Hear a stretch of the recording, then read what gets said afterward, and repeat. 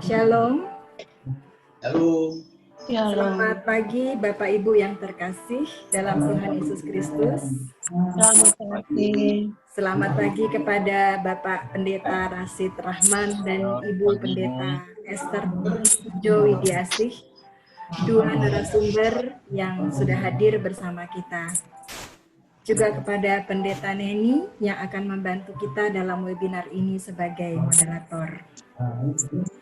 Terutama juga kepada Bapak Ibu sekalian yang sudah berkenan hadir di pagi ini secara virtual. Saya Hesti Kuswarini akan menemani Bapak Ibu dalam webinar yang bertajuk Memaknai Ibadah Online di Masa Pandemi. Bapak Ibu, tujuan dari penyelenggaraan webinar ini adalah agar umat dapat memaknai ibadah yang benar sekalipun ibadah dilakukan secara online. Dan tujuan kedua adalah mempersiapkan umat kembali beribadah di gereja setelah masa pandemi telah usai. Kita akan segera memulai bersama-sama memohon pimpinan Tuhan dalam doa pembukaan yang akan dipimpin oleh Mbak Dian Prabawati, 21 Komisi Ibadah di KJ Jakarta. Dipersilakan.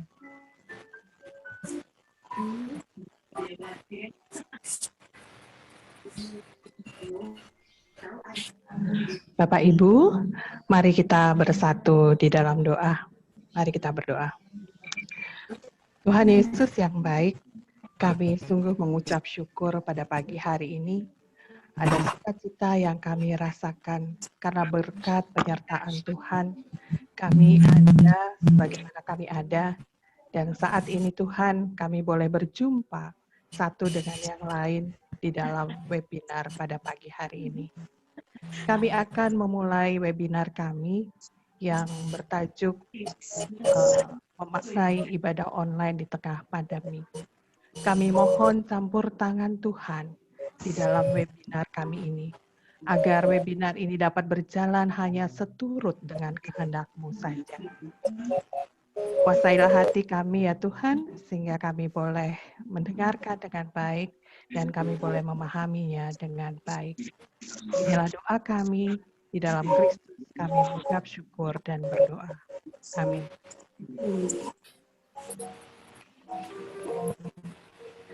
Bapak Ibu, ada beberapa hal yang kita akan sepakati bersama untuk supaya webinar ini boleh berlangsung dengan baik.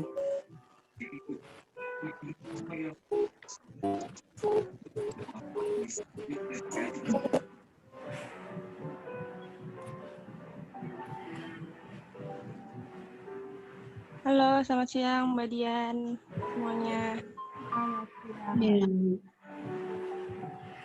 Adapun beberapa hal yang kita sepakati untuk kita lakukan bersama adalah yang pertama, peserta diharapkan menuliskan nama dan wilayah asal dan ID peserta untuk mempermudah kami panitia mengenali peserta.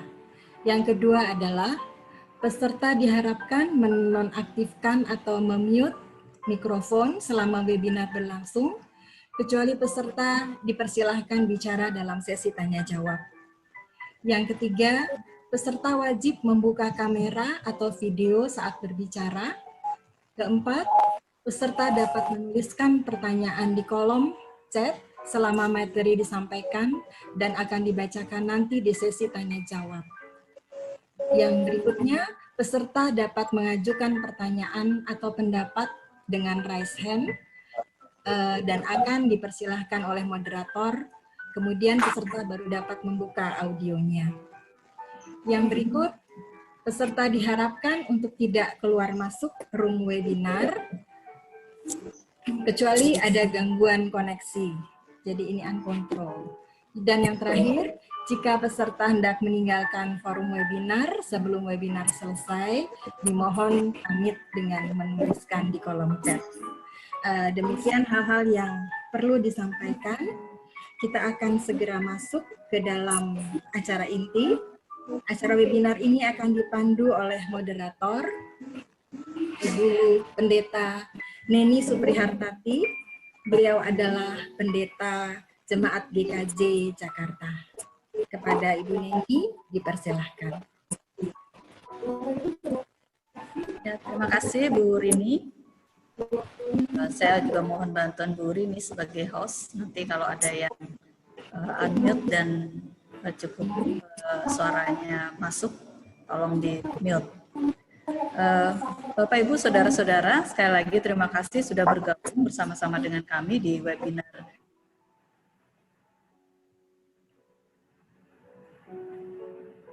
Saya kena di mute. Ya, mohon Ibu Neni.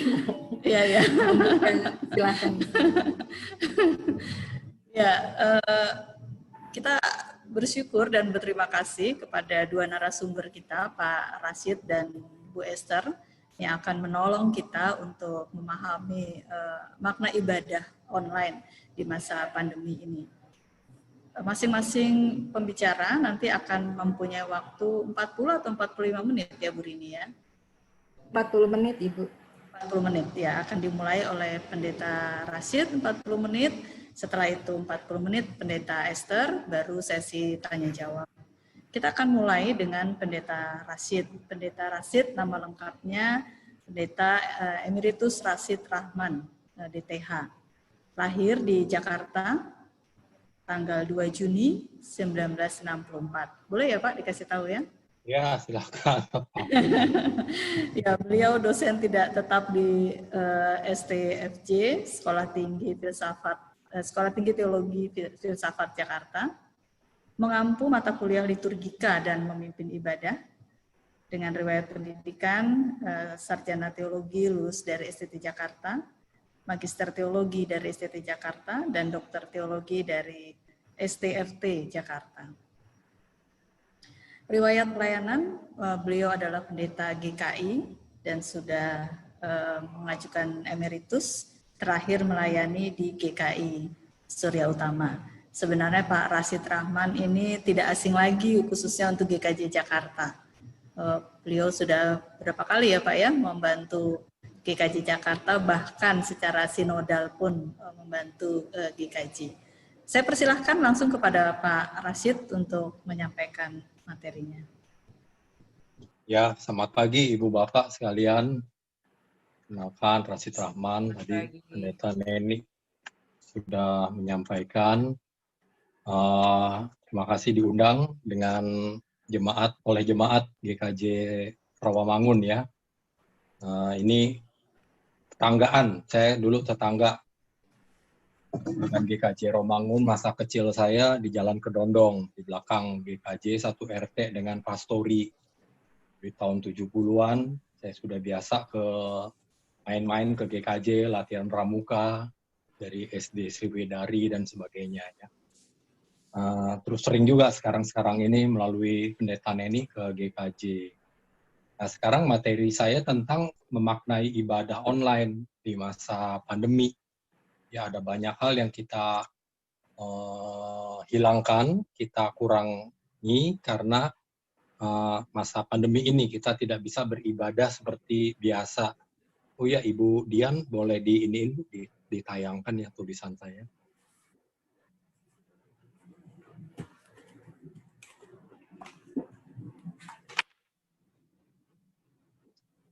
Ya, jadi saya menganalogikannya seperti inilah ya, pandemi ini. Makan yang biasa itu yang normal, harusnya ada piring, sendok, garpu, lalu ada meja makan, ada bangkunya, lalu ada isinya, ada materinya, nasi, lauk, dan sebagainya. Tapi di masa pandemi, kita nggak bisa makan selengkap atau senormal seperti itu. Ada bagian-bagian yang kita harus pilih supaya kita tetap hidup. Bagian apa yang kita bisa pilih? Ya, kalau kita bilang, oke lah, meja makan dan bangku makan kita bisa atur, tidak usah kita pakai. Yang penting kenyang. Makan kenyang dengan apa? Dengan piring atau sendok. Saya pilihnya piring. Jadi materinya tetap ada, nasi, lauk ada, piring ada. Sendok kalau tidak ada masih bisa cari akal. Ya, meja tidak ada masih bisa cari akal yang lain. Tapi saya tetap makan. Jadi ini situasi kita kira-kira seperti itu. Ketika kita beribadah tidak bisa senormal, ya, selengkap ibadah biasa. Bermanfaat nggak? Bermanfaat untuk saat itu. Tapi normal nggak? Nggak normal, tetapi bermanfaat demi kehidupan kita. Jadi kira-kira itu situasi kita sekarang ini. Jadi saya mendekatinya dengan dua hal dalam beribadah. Yang menurut hemat saya adalah subjek ibadah dan sifat dasar ibadah. Subjek ibadah itu berasal dari etimologi kata ibadah sendiri, kata liturgi, yaitu lalu sifat dasarnya diambil dari antropologi, ya, sakralitas, tentang kesakralan. Dua hal tersebut menjadi dasar kita melihat, merespons, dan mencari jawab tentang ibadah online. Nah, ini dari etimologinya. Ya, liturgi berasal dari kata-kata asing yang kemudian diindonesiakan. Kata-kata asing tersebut berasal dari bahasa Yunani, liturgia. Dulu orang juga memakai kata sinaksis. Lalu Eucharistia, ini Eucharistia dari bahasa Yunani juga, Ekaristi diindonesiakan. Atau bahasa Latin, officium, servus, ya, servire. Ibadah itu dari bahasa Arab. Atau dekat dengan bahasa Ibrani, ya, avoda. Lalu sang sekerta itu kemudian memberikan kita kata kebaktian, karena dari kata bakti, kerja bakti. Lalu dari kata Inggris, bahasa Inggris, kemudian kita kenal worship. Ya, ini bahasa Inggris lama ini, ya, penata layanan. Lalu kalau Jerman atau Belanda kita tahu Gottesdienst, ya, Gottesdienst. Orang Belanda bilang Gottesdienst. Kecuali misa, misa juga dari bahasa Latin, ya. Semua kata tersebut mempunyai arti yang sama, yaitu umat melayani. Kalau kita kasih subjek, menjadi umat melayani. Kalau misa itu umat diutus. Jadi subjek perayaan liturgi atau syarat utama terjadinya peribadahan adalah umat atau jemaat. Bukan pendeta, bukan penatua, bukan para petugas, bukan para artis, bahkan bukan dalam materi. Nah, ini menarik juga, ya. Firman Tuhan itu dalam Perjanjian Lama tidak pernah disampaikan di luar umat, ya. Jadi selalu ada makhluk yang menyampaikan, kecuali kisah penciptaan. Tapi selalu ada umat, walaupun satu. Jadi umat itu, kehadiran umat itu penting. Ini juga berbeda dengan pandangan gereja lain, misalnya, ya. Kehadiran Allah itu ditentukan dari kehadiran umat. Makanya siapa itu? Yahweh, ya, Tuhan tidak mau dibuatkan bait Allah oleh Daud. Oleh Salomo juga sebetulnya nggak mau. Karena Tuhan itu selalu hadir bersama umatnya. Mengembara bersama dengan umatnya dimanapun umat berada. Makanya bait Allah di Israel nggak pernah lama umurnya. Karena dia maunya sendiri aja, Tuhannya di kerangkeng. Jadi bukan pendeta, bukan yang lain-lain, tapi karena umat. Nah, semuanya baik pendeta, penatua, atau petugas, maupun para artis, ada juga artis ibadah, harus memuarakan pelayanannya kepada umat, bukan kepada dirinya. Hal ini berbeda dengan film atau pertunjukan seni, drama. Subjeknya adalah para pemain di panggung. Kalau film, subjeknya di panggung, di layar. Ada penonton yang hanya mendapat dampak. Paling penontonnya ikut nangis, ikut marah, ya, ikut benci.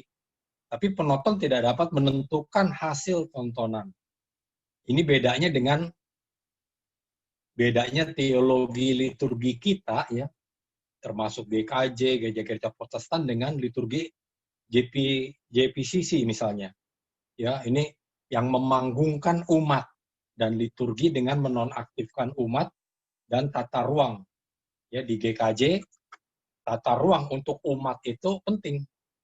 Karena peran umat itu penting.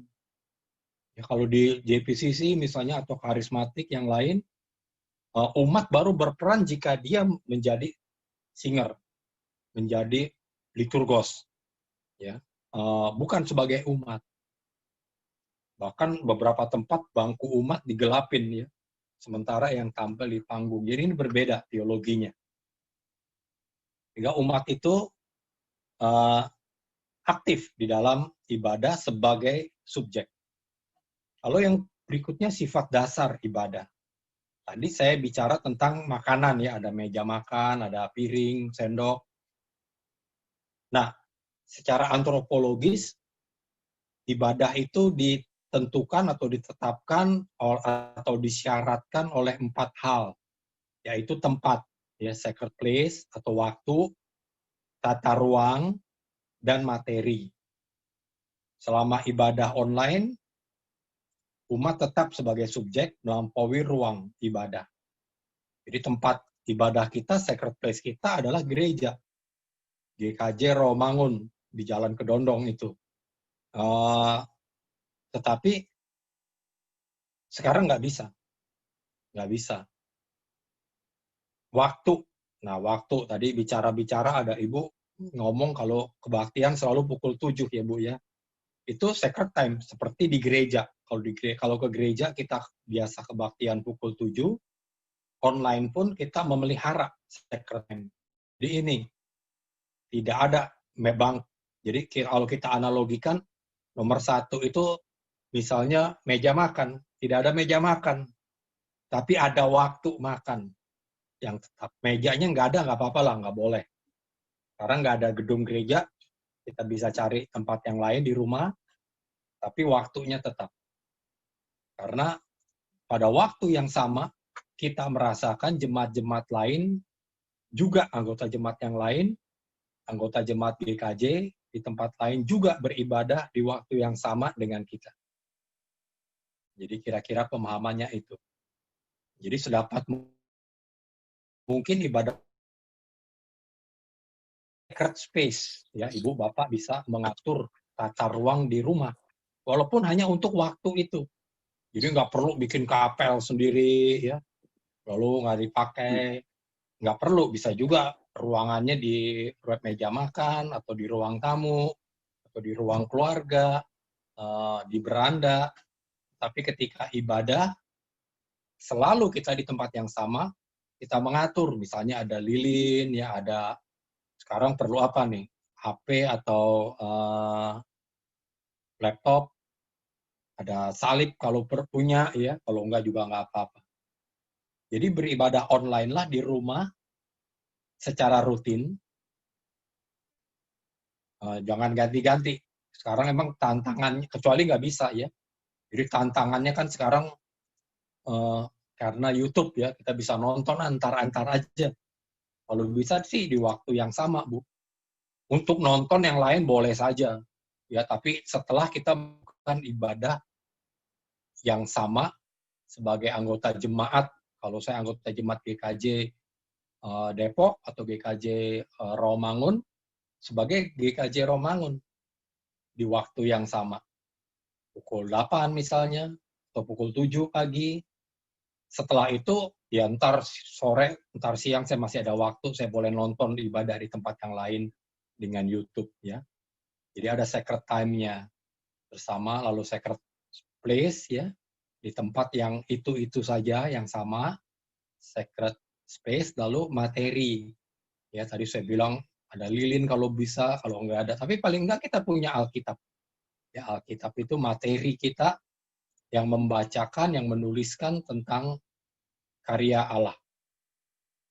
Bentuknya bukan bentuk tata ruang gereja, jadi nggak perlu juga mengatur gereja dengan bentuk tata ruang gereja, yang bangku panjang. Bisa di ruang yang digunakan untuk yang lain. Jadi intinya, kesubjekan kita sebagai umat itu memang dapat melampaui gedung gereja, namun tidak dapat melampaui kebutuhan beribadah, sehingga tidak bisa semau-maunya. Ya, jadi sedapat mungkin, ya, kaum Fransiskan juga nggak harus dibiara, apalagi ini berjalan terus ya, mereka hobi punya tugas berjalan, nggak sempat pulang ke biara, jadi mereka kalau beribadah di jalan disediakan. Apa yang mengikat mereka? Waktu. Ada waktu setempat yang mereka ikutin ketika di perjalanan dan mereka berhenti di waktu itu dan berdoa. Lalu menantikan sentralitas, ya, selebrasi. Secara umum kita mengenal 4-5 ordo sebagai kerangka liturgi.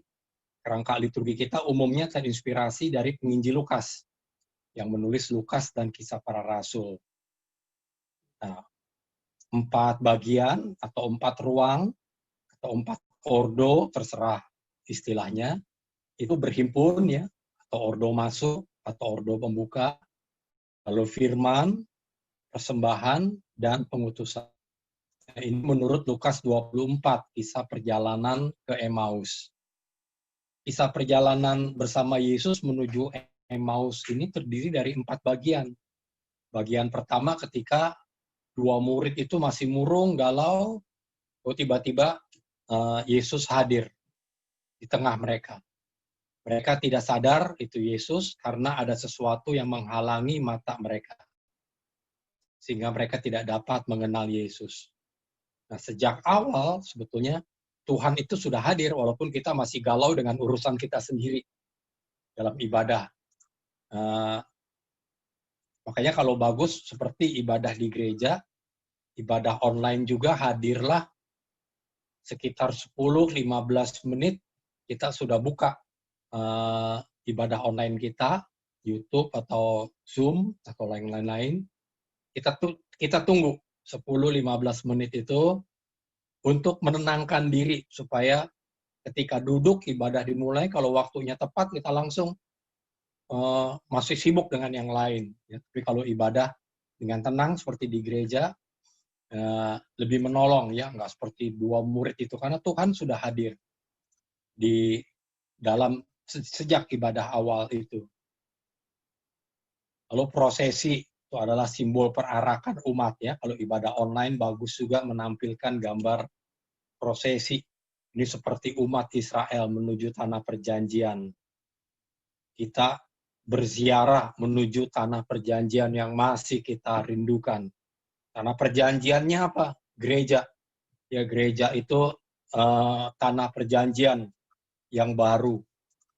Ya, kita anggap aja masa pandemi ini, masa lockdown, ya, masa PSBB, kita sebagai masa persiarahan berjalan menuju tanah perjanjian yang baru. Menggambarkan kembali peristiwa keluarnya umat Israel di bawah pimpinan Musa dari Mesir menuju Kanaan. Pada masa tertentu berprosesi membawa lilin. Nah, bagus kan lilin sebagai tiang api. Juga menyimbolkan ciptaan baru.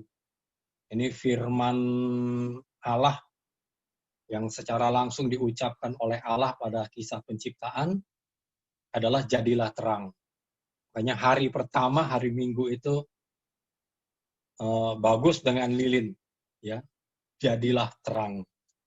Itu penting ya, hal yang baik. Juga Kristus bangkit pada hari pertama.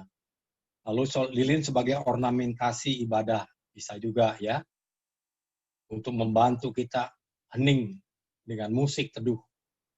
Inilah perayaan ibadah bagian awal berhimpun, namun seringkali umat tidak menyadari kehadiran Allah. Ketidaksadaran akan kehadiran Kristus ini berlangsung hingga firman. Ketika Yesus menjelaskan kepada mereka apa yang tertulis tentang Dia dalam seluruh kitab suci. Ya, Lukas 24 ini, ayat 27. Kedua murid tetap tidak mengenal Yesus. Karena bagi penginjil Lukas, pemberitaan firman, pembacaan Alkitab, dan pengajaran adalah penting dalam pertemuan jemaat, tetapi tidak memperjumpakan atau belum memperjumpakan kita secara penuh akan Kristus. Nah, nanti ada bagiannya itu. Dia penting karena seperti lidah, ya lidah-lidah seperti nyala api. Berkata-kata itu mengajar bagi Lukas itu penting. Nah, firman atau pengajaran tidak segalanya. Harus dilengkapi dengan perjamuan atau pemecahan roti. Walaupun banyak pihak menganggap perjamuan adalah gangguan atau tempelan, namun perjamuan adalah kebutuhan. Perjumpaan dengan Allah hanya terjadi dalam perjamuan. Atau puncak perjumpaan dengan Allah itu terjadi dalam perjamuan. Injil Lukas memuat kisah perjamuan Yesus paling banyak dibanding ketiga Injil yang lain. Bahkan Lukas juga menceritakan bahwa jemaat awal melakukannya setiap hari. Ya, kedua murid itu terbuka matanya dan mengenal dia melalui perjamuan di Emmaus. Nah, khusus pada bagian fokus firman, baptisan, dan perjamuan terlihat juga dari Kisah 2 ayat 41. Baptisan sepertinya merupakan ordo antara atau syafaat bagi penginjil Lukas.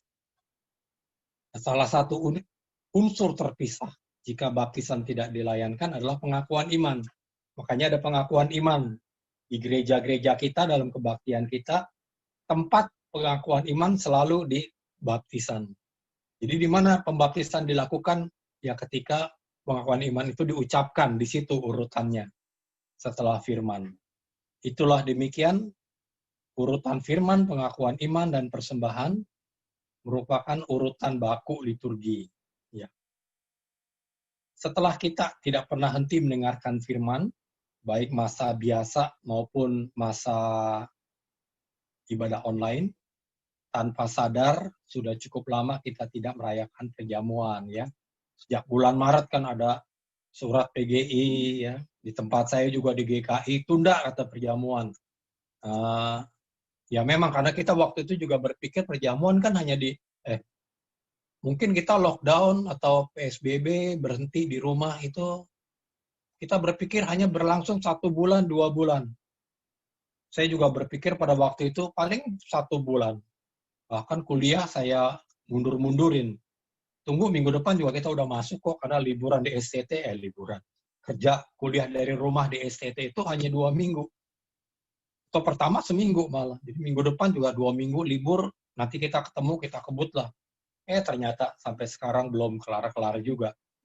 Ya, jadi menunda perjamuan itu pada waktu itu mungkin menjadi jalan baik supaya kita nggak jumpa fisik, tidak bersemuka, jalan singkat, tetapi bukan jalan keluar. Mau berapa lama kita nggak perjamuan? Ya bisa setahun, bisa 2 tahun. Flu Spanyol itu 2 tahun, Ibu Bapak. Ya, awal abad 20 itu. Belum juga perang dunia, belum yang gunung-gunung meletus ya. Itu lama juga ya. Gunung mana Tambora itu 2 tahun. Kegiatan dunia berhenti. Nah, kalau ibadah online dihalalkan, mengapa mengharamkan perjamuan online? Jadi kita GKJ beberapa pekan lagi ada perjamuan online, bagus juga ya, asal ada persiapannya. Dengan roti sendiri, beli sendiri, ambil sendiri dari roti yang dijual di gerobak itu. Jadi keberatan atau kendala gereja mengerjakan ibadah perjamuan online adalah katanya tiadanya persekutuan fisik. Saya mengaminkan bahwa sakramen adalah persekutuan muka dengan muka, bersemuka. Namun narasi sakramen bukan hanya persekutuan. Orang Korintus juga bersekutu, tapi malah mencemarkan tubuh Kristus. Jadi khususnya perjamuan, selain persekutuan, narasi yang dibangun adalah juga berbagi dan peduli dengan yang lain. Persekutuan kita hayati dalam persekutuan online lah. Ya, tidak ada meja makannya. Tidak ada sendok untuk dimakan. Tapi kita masih bisa makan, kenyang. Walaupun tanpa meja makan. Nggak sopan, tetapi apa boleh buat di situasi tidak normal. Jadi Paulus juga mengecam perjamuan yang bersekutu tapi juga tidak berbagi. dan peduli. Sedikit mengorbankan persekutuan terbuka, sebagaimana halnya ibadah online, perjamuan online dapat dilakukan di rumah pada waktu serentak. Syukur kita punya teknologi komunikasi, sehingga kita bisa tahu waktu yang serentak dan melihat langsung. Waktu yang serentak dilakukan pada jam tersebut. Misalnya. Bagaimana dengan baptisan? Nah, pandemi belum berakhir, ada memperkirakan nanti akhir 2021, amit-amit ya, tapi bisa jadi ini. Kalau mengambil sikap menunda, maka artinya tidak ada baptisan selama 2 tahun. Nah, kita dihadapkan pada pilihan. Ya. Saya menawarkan baptisan tanpa air. Hal ini mengingatkan bahwa air yang tidak mengalir adalah salah satu perantara COVID. Air mengalir untuk membaptis tetap berisiko, karena melewati perantaraan tangan pendeta untuk membaptis ke kepala calon baptis. Pendeta mencuci tangan dengan sabun dan air mengalir tersebut digunakan untuk membaptis juga berisiko. Risikonya apa? Ya ada dropletnya kan, atau ada airborne-nya. Droplet sudah pasti nyemplung ke air. Yang betul, setiap satu kepala selesai, tangan pendeta cuci tangan lagi dengan sabun, air mengalir, pakai air yang baru, masukkan lagi baptis itu. Tapi nggak praktis. Dan juga bisa mengaburkan simbol baptisan karena terlalu banyak aktivitas. Kalau satu kepala, kalau ada 20 kepala, bagaimana? Ya, mengaburkan aktivitas, mengaburkan simbol, terlalu banyak aktivitas. Jadi dalam tradisi gereja ekumenis, sacred matter baptisan adalah pengakuan iman dan air. Situasi anomali ini masih memungkinkan kita melakukan 1 dari 2 materi tersebut. Kita bandingkan dengan baptisan orang yang hampir meninggal, sekarat. Ya, di GKJ juga sering ketemu kan baptisan dalam situasi darurat. Tiba-tiba orang mau menjadi Kristen, menjadi anggota gereja, mau dibaptis, tapi udah nggak bisa bangun dari tempat tidur. Pertanyaan pendeta yang pertama apa? Pertanyaan majelis yang pertama apa? Orangnya masih sadar belum? Enggak. Orangnya masih bisa menjawab pertanyaan enggak? Pertanyaan ini. Jadi apa? Pengakuan iman si pembaptis, si calon baptis itu.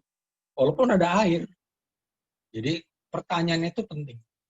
Nah sekarang kalau kita disuruh pilih salah satu dari 2, air dan pertanyaan atau pengakuan iman, pilih yang mana? Ya, kita pilih tentu pengakuan imannya. Jadi pengakuan iman calon baptis itulah yang penting. Dan formula pendeta dari jarak tertentu, 2 meter, meletakkan tangan, mengangkat tangan ke arah kepala calon baptis. Aku membaptis kamu setelah pengakuan iman calon baptis itu, aku membaptis kamu bla bla bla. Ketimbang terbalik, kita pilihnya air tapi tidak ada formula, lebih bahaya. Ya, tuh orang tinggal disiram air aja tanpa formula. Lebih kacau, penyiraman airnya nggak ada narasinya entar. Jadi penutup masa PSBB dan transisi ini menurut hemat saya adalah kesempatan gereja menghidupkan kembali dan mengembangkan simbol liturgi yang hakiki. Sambil mengingat bahwa ini adalah masa anomali, abnormal, dan menciderai. Ya, orang nggak dibaptis tidak lengkap. Perkawinan juga begitu, tamunya nggak banyak. Apalagi kematian. Meninggalkan luka. Ya. Maka dengan hati-hati supaya tidak menimbulkan masalah baru bagi liturgi pasca pandemi, gereja termotivasi untuk mulai merambah simbol baru atau simbol yang selama ini terbenam. Bisa berupa simbol lama, seperti persering perjamuan. Sebetulnya sekarang kesempatan mempersering perjamuan.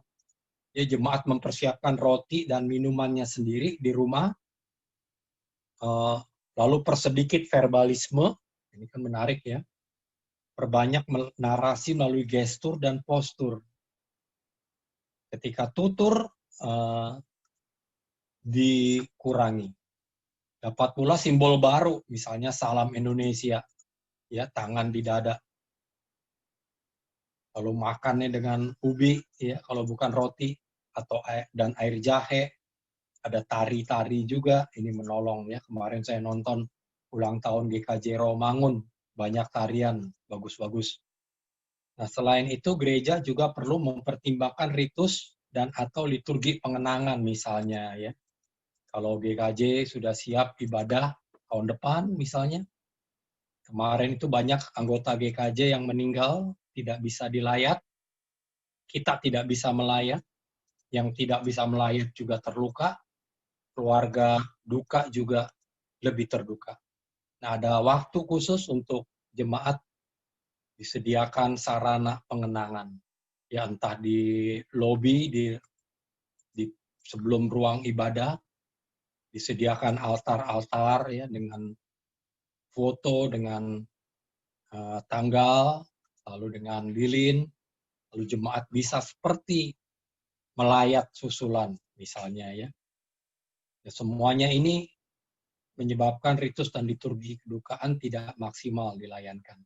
Jadi menurut hemat saya, sejumput ruang pengenangan di gereja dan atau di dalam liturgi jemaat akan memulihkan kedukaan keluarga dan jemaat yang tidak sempat melayat dan tidak dilayat.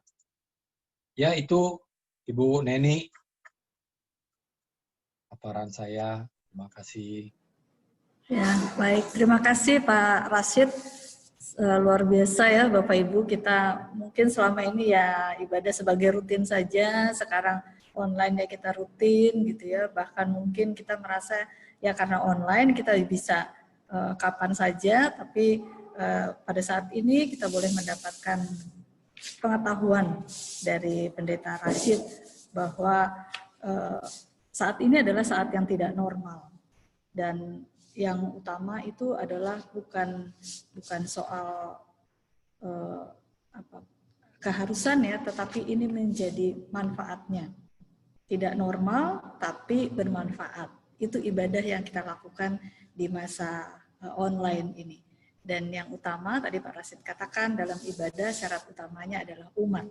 Harus ada umat ibadah, bukan tontonan, tapi justru melibatkan atau mengaktifkan umat. Sekalipun ibadah online, Pak Rashid tadi mengajak kepada kita untuk kita seperti di gereja, juga sudah siap dengan entah laptop atau handphone atau apapun 10 atau bahkan 15 menit sebelumnya, karena Allah sudah hadir juga. Sekalipun ibadah online, Allah hadir bersama dengan kita. Kita menunggu bukan dengan sibuk sendiri, tapi dengan menyiapkan hati kita untuk beribadah. Kita akan melanjutkan dengan Pendeta Esther untuk pemaparan berikutnya, 40 menit selanjutnya. Saya akan memperkenalkan Pendeta Esther. Pendeta Esther, nama lengkapnya Esther Pujo Widiasih. Ya, mungkin Bapak Ibu wilayah Rawamangun A cukup mengenal Bapak Pujo dulu ya, di Hutan Kayu ya, Bu Esther ya. Ya, warga jemaat di sana. Pendeta Esther adalah dosen tetap Sekolah Tinggi Filsafat Teologi Jakarta. Mengajar untuk mata kuliah liturgika, himnologi, laboratorium liturgika, ritus kehidupan, sejarah liturgi, dan membimbing mahasiswa pasca sarjana. Riwayat pendidikan, lulusan Teologi STT Jakarta, lulusan Asian Institute of Liturgy and Music di Manila, Filipina, dan juga bersertifikat dari Worship Association, Master of Theology dalam bidang Worship Studies dari Princeton Theology Seminary, Princeton, New Jersey, USA. Doktor dalam bidang Liturgical Studies and Graduate Division of Religion, Theological School, Drew University, Madison, New Jersey, USA. Dan sampai saat ini masih aktif mengajar di STFT. Silakan Pendeta Esther untuk memaparkan materinya. Terima kasih, izin share screen.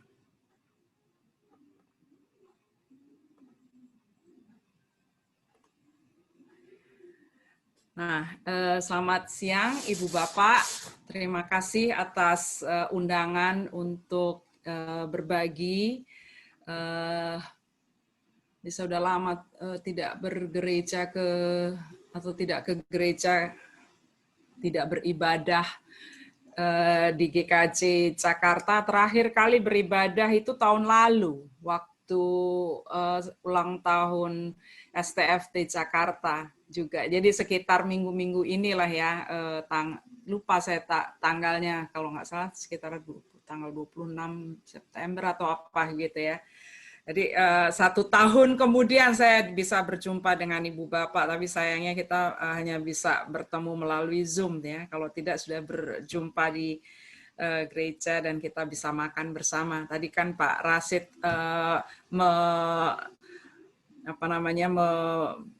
menandaskan pentingnya makan bersama gitu ya, perjamuan kudus, dan kalau kita bertemu pasti kita bisa makan bersama nih. Nah, nanti kita makan masing-masing lah di rumah. Nah, jadi terima kasih. Ya, saya akan melihat di sini mengenai persekutuan. Makna persekutuan itu bagaimana, dan secara khusus nanti kita akan melihat bersama-sama apa yang makna persekutuan dalam ibadah online. Nah, saya mengajak kita nanti untuk menelusuri pengalaman kita, merefleksikan pengalaman kita, apa sih segi positif dari ibadah online dan apa kendala yang kita alami dalam kita beribadah secara online, atau saya lebih memilih sebetulnya ibadah dengan mediasi teknologi digital gitu ya. Nanti kita akan melihat, saya ingin mendengar suara saudari-saudara. Jadi bukan hanya suara saya saja, tapi nanti ada satu bagian dan sengaja saya kosongkan slide saya supaya nanti saya bisa isi ketika Ibu Bapak dan saudara-saudari menceritakan pengalaman. Baik, saya akan melihat dulu arti di persekutuan menurut KBBI. Karena penting nih, seringkali kita bicarakan masalah persekutuan, tapi kita nggak tahu sebetulnya apa sih artinya gitu ya. Nah, kalau di KBBI itu persekutuan itu hal bersekutu, persatuan, perhimpunan, ikatan orang-orang yang sama kepentingannya. Ya. Nah, saya merahi di sini seperti ikatan orang-orang yang sama kepentingannya, sebuah ikatan. Nah, itu kalau ikatan itu gimana itu ya? Diikat dengan tali, disatukan berarti dia ya. Tidak boleh sendiri-sendiri, tapi diikat, sama seperti misalnya yang seringkali dipakai sebagai analogi kalau tentang persekutuan, tentang koinonia itu sapu lidi gitu ya. Sapu lidi selalu memiliki ikatan, ada talinya, dan talinya itu apa sih? Nah, itu baik nanti kita lihat bersama. Kemudian bersekutu itu berekanan dengan, berkawan dengan, menggabungkan diri dengan, berkomplot, bersekongkol, merupakan himpunan. Saya sengaja memerahkan menggabungkan diri di sini. Ya, ada suatu upaya untuk kita menyatukan diri, mengikatkan diri, gitu ya. Mengikatkan diri bersama dengan orang-orang yang sama kepentingannya. Itu yang saya bisa ambil artinya dari KBBI sebagai arti persekutuan. Nah, kalau dalam bahasa Yunani, arti persekutuan itu dari koinonia ya, asal katanya koinos atau juga koine ya, koine bahasa Yunani yang dipakai dalam bahasa Alkitab itu ya.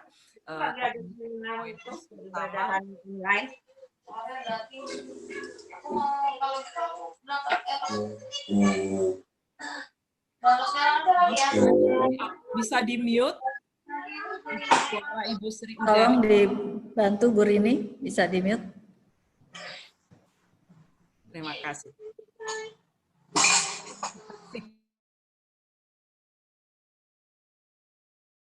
Oke, terima kasih. Nah, koinos artinya bersama. Dan ada kata koinonos, ya, artinya partner, mitra. Nah, ini tapi kalau bahasa Indonesia nih, partner, mitra tuh seringkali diartikan sebagai rekan kerja, begitu ya. Tapi kalau dalam bahasa Inggris, partner kadang-kadang juga diartikan sebagai pasangan, gitu ya. Jadi partner di sini sebagai pasangan, bukan hanya sebagai teman sekerja, gitu ya, bukan hanya sebagai rekan sekerja, tetapi lebih dari itu, sebagai pasangan hidup. Nah, itu dia partner. Partner dan share, orang yang berbagi, dan sahabat. Ya, jadi dalam sekali arti koinonia. Sehingga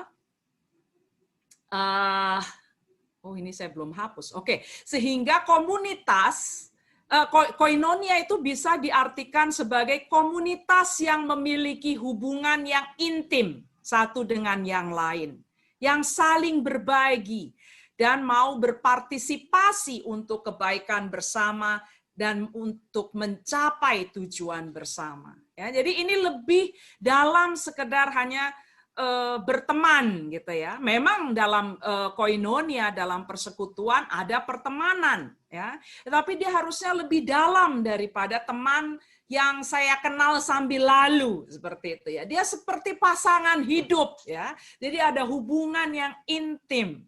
Ada hubungan yang saling mengenal lebih dalam. Ya, dan mau saling berbagi, saling berpartisipasi untuk kebaikan bersama dan mencapai tujuan bersama. Mau saling diikat. Nah, ini dia kalau dalam KBBI tadi ya, ada ikatannya. Ini arti koinonia. Nah, sekarang mari kita lihat dulu apa sih bagaimana perjanjian baru mengetengahkan kata koinonia ini. Dan salah satu yang paling sering disoroti mengenai arti koinonia sebagaimana dimengerti dalam perjanjian baru atau diceritakan dalam perjanjian baru adalah Kisah 2 ayat 41 sampai 47. Kita baca ya. Orang-orang yang menerima perkataannya itu memberi diri dibaptis dan pada hari itu jumlah mereka bertambah kira-kira 3.000 jiwa. Jadi ini setelah peristiwa Pentakosta ya, setelah Petrus berkhotbah gitu ya. Mereka bertekun dalam pengajaran rasul-rasul dan dalam persekutuan. Nah, ini dia. Persekutuan memakai kata koinonia ya. Dan mereka selalu berkumpul. Nah, ini dia, berkumpul untuk memecahkan roti, ada perjamuan di situ dan berdoa. Jadi mereka bertekun dalam pengajaran rasul-rasul, ini seringkali dipahami sebagai pelayanan sabda gitu ya. Dalam pelayanan sabda itu ada pembacaan Alkitab dan ada khotbah. Kemudian dalam persekutuan, jadi mereka sengaja gitu ya memberikan diri untuk diikat pada waktu itu. Jadi ada di sini unsur, kalau tadi Pak Rasid katakan, the sacred space and the sacred time. Ada tempat khusus untuk mereka berkumpul dan ada waktu khusus untuk mereka berkumpul. Ya, saya lanjutkan. Untuk memecahkan roti, perjamuan, dan berdoa. Ada doa yang diucapkan. Maka ketakutanlah mereka semua, sedang rasul-rasul itu mengadakan banyak mukjizat dan tanda, dan semua orang yang telah mencari percaya tetap bersatu, ada ikatannya, dan segala kepunyaan mereka adalah kepunyaan bersama. Ini tadi saling berbagi ya. Dan selalu ada dari antara mereka yang menjual harta miliknya lalu membagi-bagikannya kepada semua orang sesuai dengan keperluan masing-masing. Ini suatu bentuk persekutuan yang sangat ideal ya. Nah, bagaimana kita sekarang? Apakah mau membagi-bagikan milik kita kepada orang lain? Dengan bertekun dan dengan sehati, mereka berkumpul tiap-tiap hari dalam bait Allah. Mereka memecahkan roti di rumah masing-masing secara bergilir dan makan bersama-sama. Sekali lagi, unsur makan bersama penting. makan bersama-sama dengan gembira dan dengan tulus hati sambil memuji Allah. Ada nyanyian di situ mungkin. Dan mereka disukai semua orang. Nah, menjadi persekutuan yang lebih besar. Bukan hanya persekutuan para rasul kecil saja, tetapi ini persekutuannya lebih besar. Ya. Dan tiap-tiap hari Tuhan menambah jumlah mereka dengan orang yang diselamatkan. Persekutuannya lebih besar lagi, lebih besar lagi, lebih besar lagi, lebih besar lagi. Nah, ini dia ya yang terjadi dalam jemaat mula-mula, dan ini yang dimengerti sebagai persekutuan. Nah, kemudian ada juga dalam 2 Korintus 9 ayat 13, dan oleh sebab kamu telah tahan uji dalam pelayanan itu, mereka memuliakan Allah karena ketaatan kamu dalam pengakuan akan Injil Kristus dan karena kemurahan hatimu dalam membagikan segala sesuatu dengan mereka dan dengan semua orang. Nah, sebetulnya di sini digunakanlah koinonia. Ya, segala sesuatunya ini koinonia.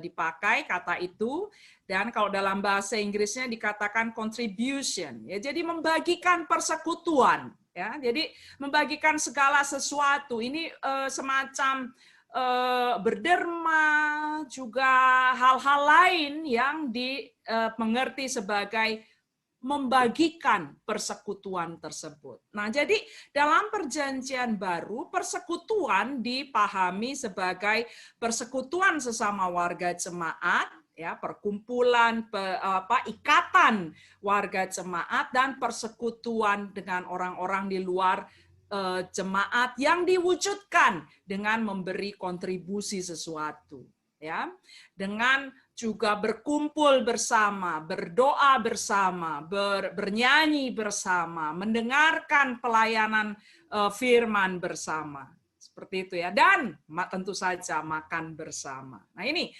koinonia dalam perjanjian baru.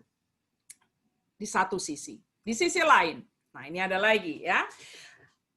Dalam 1 Yohanes 1 ayat 13 dikatakan, apa yang telah kami lihat dan telah kami dengar itu kami beritakan kepada kamu juga, supaya kamu pun beroleh persekutuan dengan kami.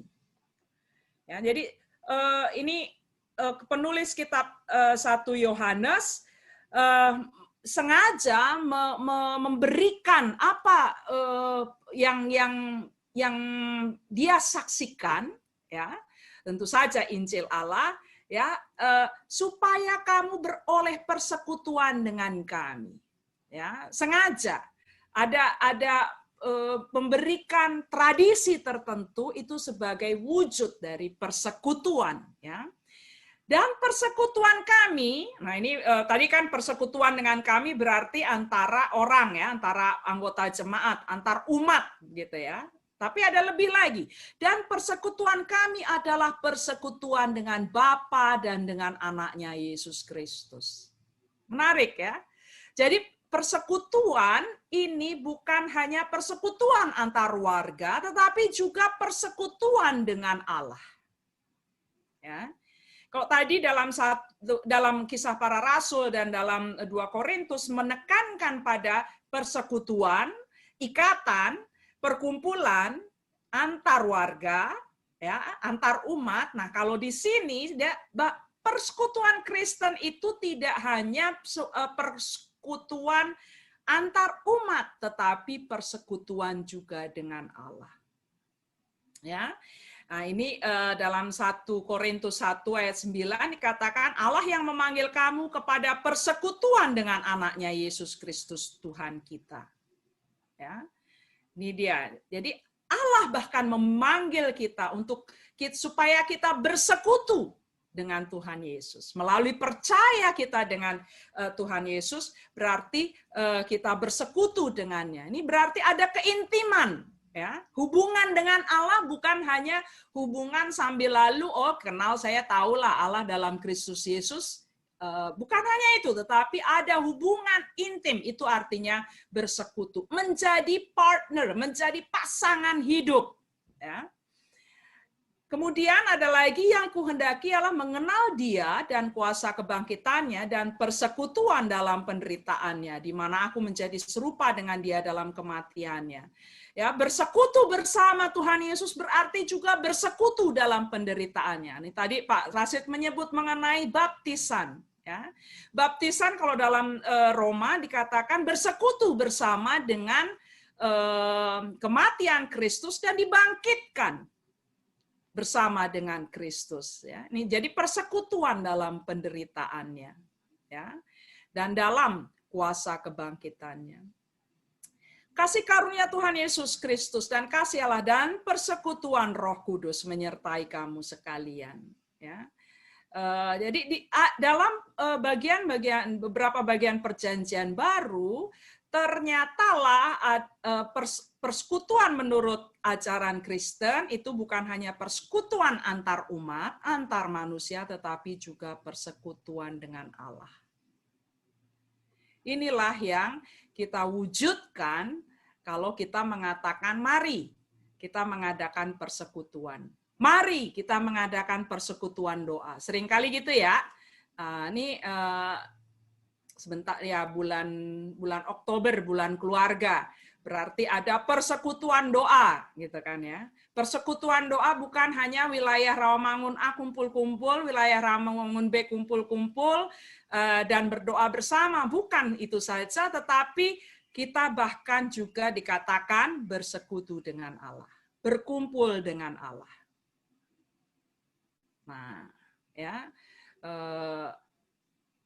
Jadi ada dua arah gitu ya, bersekutu antar umat dan bersekutu dengan Allah. Itu kalau kita memahami arti persekutuan gereja, persekutuan jemaat, persekutuan Kristen. Nah, dasar persekutuan Kristen oleh karena itu adalah persekutuan Allah Trinitas. Ya. Ada yang kenal dengan gambar ini?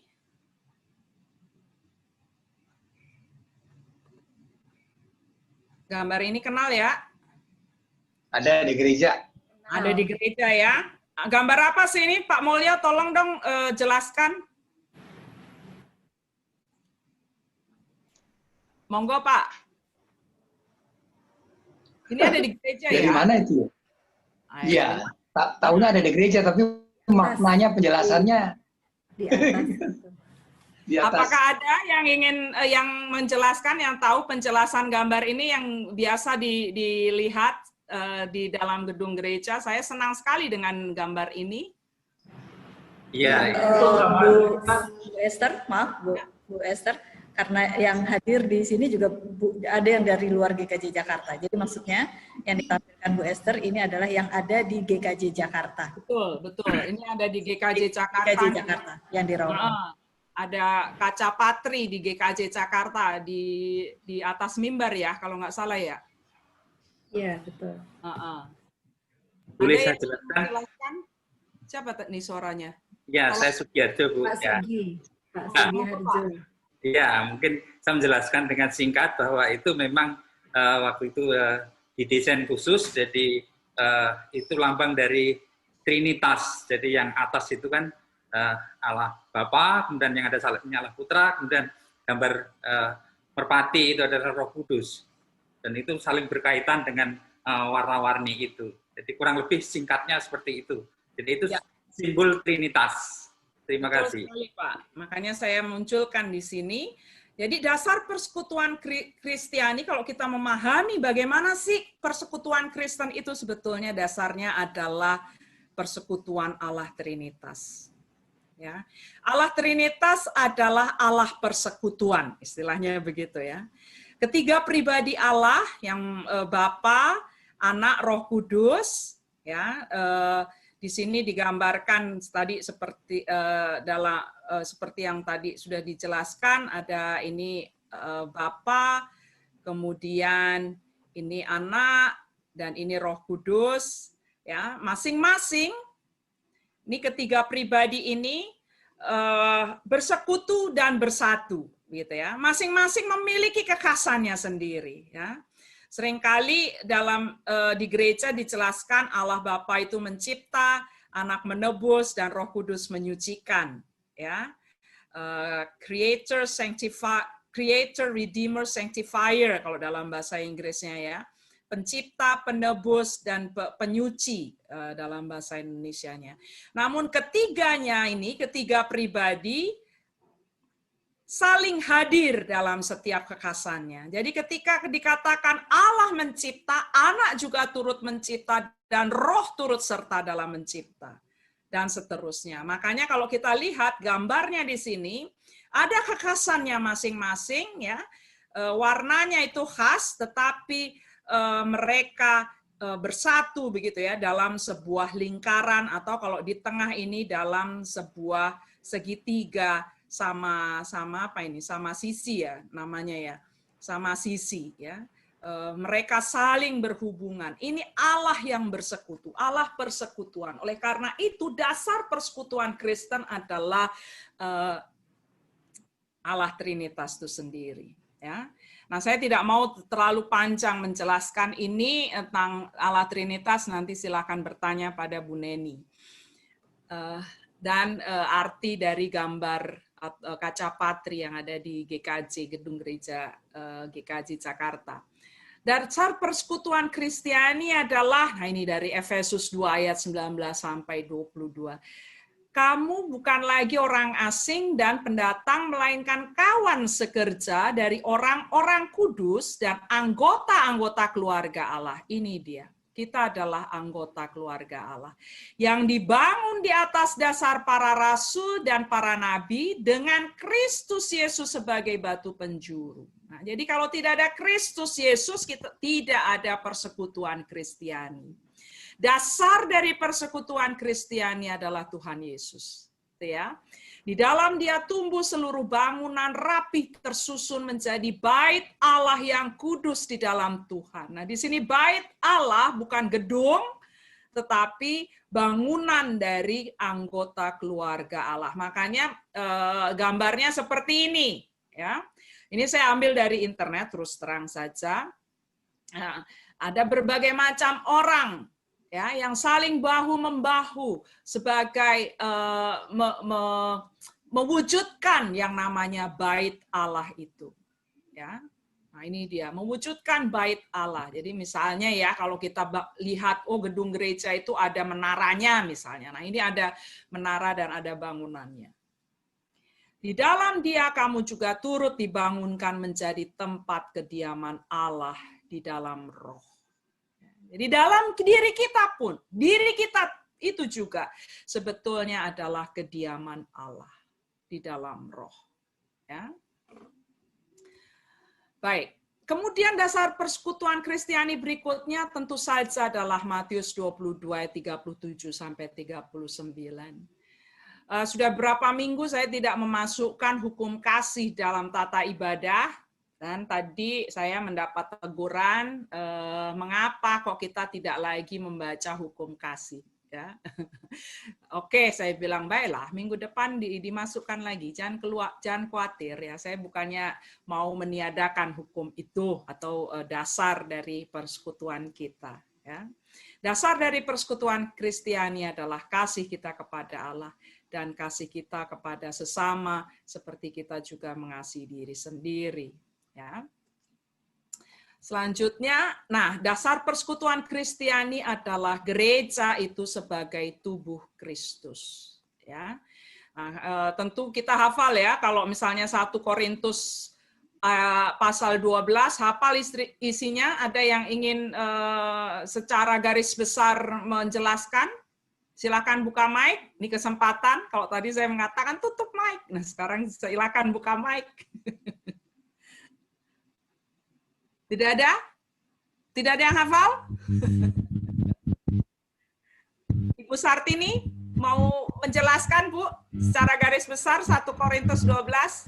Saya kalau ngajar begini juga nih, saya panggil satu-satu nama.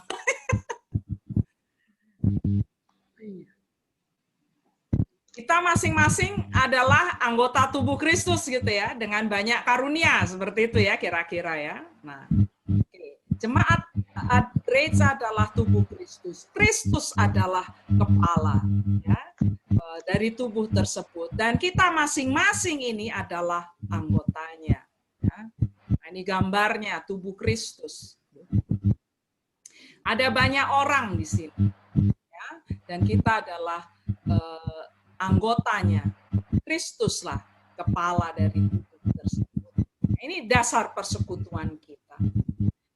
Nah, sekarang mari kita melihat persekutuan dalam ibadah. Nah, saya ingin mengingatkan ini Mbak Neni, dulu Komisi Liturgi GKJ sempat mengadakan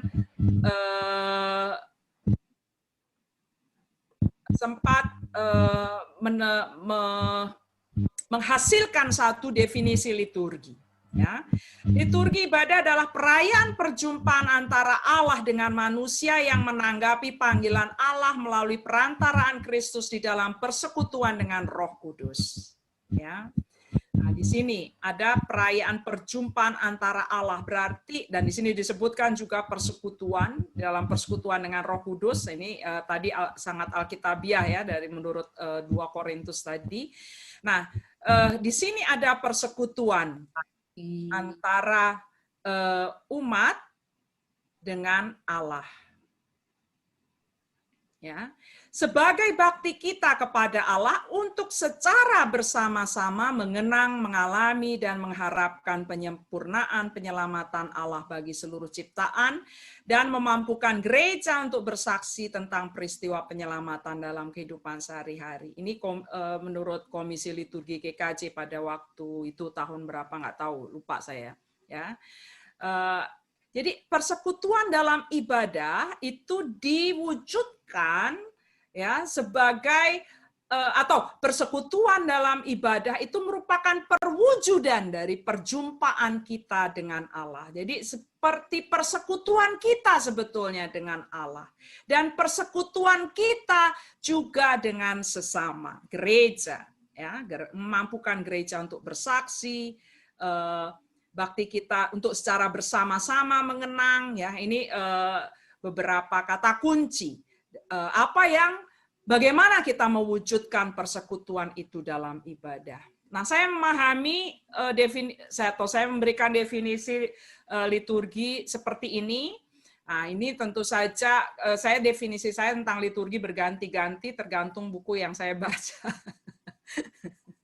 Ya, dan sekarang misalnya saya mendekati dari segi ritual, sehingga saya mengatakan liturgi atau ibadah adalah suatu kesempatan meritualkan perjumpaan Allah dengan umatnya. Berarti di sini ada persekutuan bersama Allah yang berhimpun bersama dalam persekutuan jemaat yang bersatu dalam roh sebagai jawaban atas panggilan Allah, sebagai respons pengucapan syukur dan permohonan umat, dan sebagai penegasan komitmen jemaat untuk mewujudkan misi Allah di dunia ini. Jadi artinya sebetulnya ibadah kita itu adalah perwujudan dari persekutuan. Oh, apakah memang satu-satunya perwujudan persekutuan? Ya, tentu saja tidak, ya, karena persekutuan tentu saja lebih luas lagi artinya, ya. Persekutuan bisa kita katakan sebagai gereja itu sendiri, ya, tetapi dalam ibadah inilah persekutuan itu terwujudkan. Meraga, menubuh, istilahnya gitu ya. Menjadi kelihatan, menjadi sesuatu yang bisa dilihat, dialami, dirasakan, diraba, begitu kira-kira. Ya.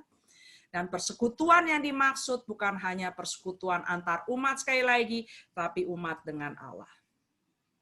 Nah, dalam ibadah, jemaat itu merespons panggilan Allah. Ini berarti ada persekutuan antara Allah, antara jemaat dengan Allah Trinitas. Dalam ibadah terwujudkan gereja sebagai tubuh Kristus itu. Kepala dan anggota-anggota tubuh berada dalam satu tempat dan satu waktu untuk mengerjakan sesuatu dengan tujuan yang sama, yaitu melakukan pelayanan kepada Allah dan sesama. Ya.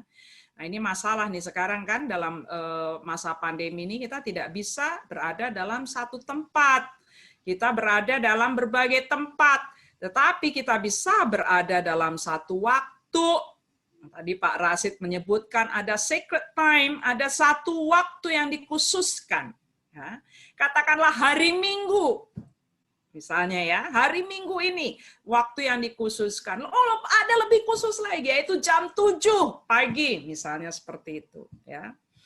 Dalam ibadah umat bersekutu, ya berarti menggabungkan diri atau mengikatkan diri. Ya. Menggabungkan diri sengaja. Begitu ya, ada upaya untuk mengikatkan diri. Ini saya mau bergabung bersama GKJ Jakarta. Saya ingin bergabung bersama GKJ Pangkalan Jati. Saya dari GKJ Pangkalan Jati, by the way, atau dari GKI atau dari manapun. Ada upaya kita ya untuk menggabungkan diri, mengikatkan diri dalam sebuah gereja itu. Dalam ibadah jemaat bersekutu dalam pelayanan sabda dan pelayanan meja.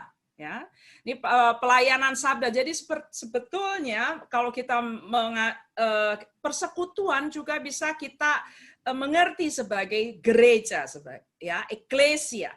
Nah, kalau dalam bahasa Ibrani-nya kahal, yaitu perkumpulan umat Allah yang dipanggil untuk mendengarkan sabda Allah dan beribadah kepadanya.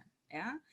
Kemudian ada pelayanan meja, ada perjamuan kudus. Nah, kalau Paulus mengatakan roti yang dipecah-pecahkan itu adalah persekutuan dengan tubuh Kristus. Karena itu roti adalah satu, maka kita sekalipun banyak adalah satu tubuh karena kita mendapat bagian dalam roti yang satu itu. Ya, jadi ada persekutuan dalam ibadah terwujudkan melalui pelayanan sabda, pelayanan meja, dan pelayanan baptisan tentu saja. Persekutuan umat yang dilahirkan oleh air dan roh. Ya. Nah, ini masalah Pak Rasid tadi mengatakan, oh boleh nggak pakai air, begitu ya. Tapi ada banyak gereja yang mengatakan elemen utama adalah air. Kalau tidak ada air, maka tidak dibaptis dengan air, maka tidak menjadi sah. Nah, ini dia, baptisan itu tidak sah. Ini menjadi masalah percakapan ekumenis. Semoga dalam masa pandemi ini percakapan ekumenis itu bisa dibuka kembali dan memang benar-benar kita bisa mengatakan bahwa apakah memang baptisan yang tidak dilayankan dengan air itu bisa disebut baptisan, karena terus terang saja gereja Bala Keselamatan ya yang baptisannya tidak ada baptisan air tapi dengan bendera, itu banyak atau dari banyak gereja disebut bukan gereja Kristen begitu ya. Ini memang ini menjadi masalah percakapan ekumenis yang cukup serius, dan seberapa airnya pun menjadi masalah yang dipercakapkan. Ya, apakah harus banyak, apakah harus sedikit? Kalau banyak itu berarti harus diselam misalnya. Kalau sedikit bisa dikepret misalnya seperti itu. Ya, ini misalnya. Ya, nah ada sebetulnya satu usulan, kalau saya masih tetap menggunakan air pakai gayung aja gitu. Mandiin pakai gayung. Jadi sama sekali tidak disentuh airnya. Jadi tidak dikepretkan tapi benar-benar diguyur. Kalau gayungnya tidak mau banyak, dia besar, bagus juga menggunakan misalnya kerang ya, karena kerang itu kerang mutiara terutama menjadi simbol baptisan sebetulnya. Nah, oke. Saya tidak mau mempermasalahkan bagaimana Anda harus membaptis masa pandemi, tetapi di sini dalam persekutuan, dalam ibadah, persekutuan orang-orang yang dibaptis itu terwujudkan. Ya. Persekutuan yang disucikan dan dipimpin oleh Roh Kudus. Sehingga meskipun umat itu individu yang beragam, latar belakangnya, tetapi tidak dibeda-bedakan. Bahkan dipersatukan di dalam satu roh dan satu iman. Ini ya. Dan dalam ibadah persekutuan itu mengalami rahmat Allah. Ini tadi ya. Dalam pelayanan meja, pelayanan sabda, pelayanan baptisan, atau dalam pelayanan doa, ya, jemaat mengalami rahmat Allah dan dipanggil untuk menjadi saksi Kristus, ya, disuruh pulang, disuruh balik lagi, ya. Kamu bersekutu dalam gereja boleh, tapi kamu harus pulang, ya. Kamu datang beribadah setiap hari Minggu boleh, ya, harus beribadah, tapi jangan lupa ibadahmu tuh kamu lanjutkan dalam kehidupan sehari-hari, sehingga persekutuan jemaat menjadi lebih luas lagi. Ya, seperti itu. Nah, sekarang mari kita bercerita. Bagaimana pengalaman positif Anda dalam beribadah selama masa pandemi? Dan bagaimana kendala yang Anda alami dalam beribadah selama masa pandemi? Silakan buka mic, dan waktu kita tinggal berapa menit ya? Saya sampai jam berapa sih? 11.30 ya Bu Neni? Ya, sampai 11.30. Oke, ada 2 orang deh. 2-3 orang, silakan. Ya, mari silakan Bapak Ibu, adakah pemuda yang hadir di sini? Anak-anak muda, silakan segi positif dulu. Kita harus melihat dari segi positif. Saya sambil mencatat ya apa yang Bapak Ibu dapatkan dari segi positifnya selama masa pandemi dengan kita beribadah online ini. Mari silakan. Ada yang ingin menyampaikan?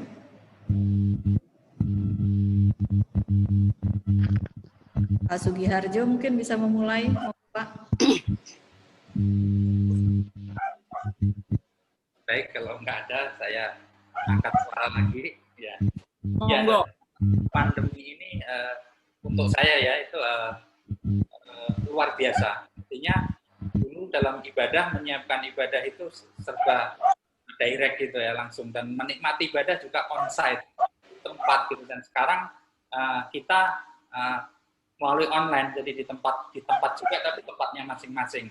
Itu jadi merasakan hal yang sangat berbeda. Satu dari segi menyiapkan, jadi menyiapkan itu kalau yang khususnya online itu saya terpanggil untuk ikut menyiapkan itu. Tadinya saya nggak bisa apa-apa, tapi karena prihatin melihat kondisi saat itu sangat terbatas, sarana terbatas, tapi akhirnya tergugah belajar mencari-cari, dan itu bisa, dan itu ternyata lebih mendekatkan perasaan dengan Tuhan, artinya merasa lebih dekat karena tergugah atau terdorong, terpanggil untuk lebih sungguh-sungguh, karena merasa sulit untuk menerima, kan, bagaimana supaya mudah diterima dalam penyampaian baik firman, pujian, musik, menyiapkan musik supaya mudah diikutin, mudah didengar, tidak salah. Nah, itu ingin menggali usaha itu.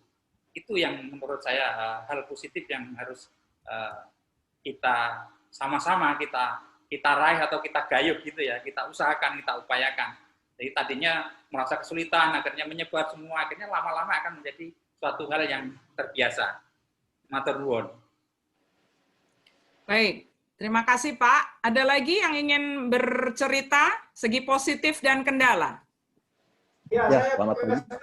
Ya, mari. Selamat pagi. Mari silakan Mas Dwi. Oke. Baik, terima kasih untuk waktunya. Kalau dari saya, segi positif dari pelayanan ibadah online ini cukup banyak ya. Dari GKIJ, sebelum dari live streaming, kita ada sisi YouTube ya, yang rekaman.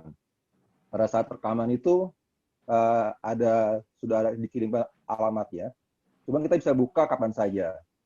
Nah, membuat saya juga akhirnya membukanya suka-suka saya gitu loh.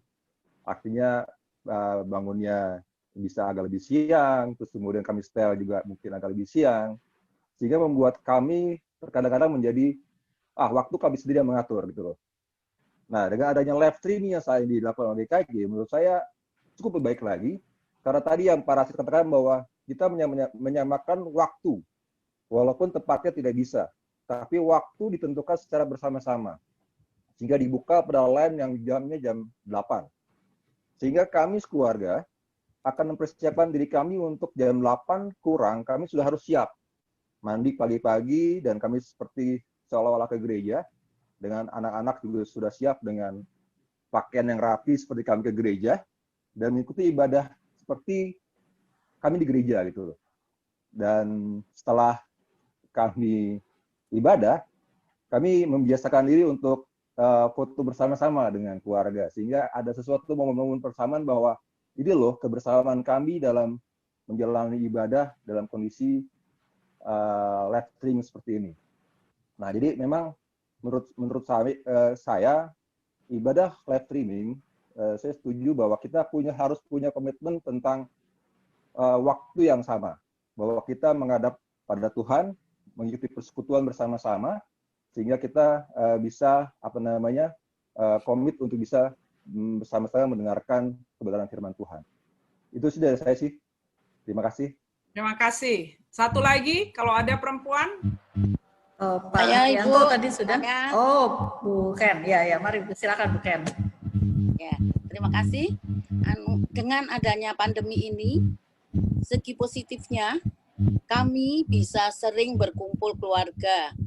Ibadah bisa bersama-sama di rumah. Kalau ke gereja kadang nggak bersama. Tapi terus segi positifnya bagi kami bahwa menurut saya pribadi timbul gereja-gereja kecil yang berpusat pada rumah-rumah kami. Itu menurut kami. Jadi kami sungguh juga walaupun sedih, tapi kita bergembira bisa berkumpul dengan keluarga setiap ibadah, walaupun ibadah siang ataupun ibadah malam. Terima kasih. Terima kasih. Nggak ada nih kendala-kendala, nggak ada ya? Wah, luar biasa. Ya, mungkin karena tadi baru ditanya segi positif. Kendala. Oke, baik. Sekarang kendala. Ya, mari silakan. Ada yang ingin, Pak Haryanto tadi sudah ingin menyampaikan. Silakan Pak Haryanto.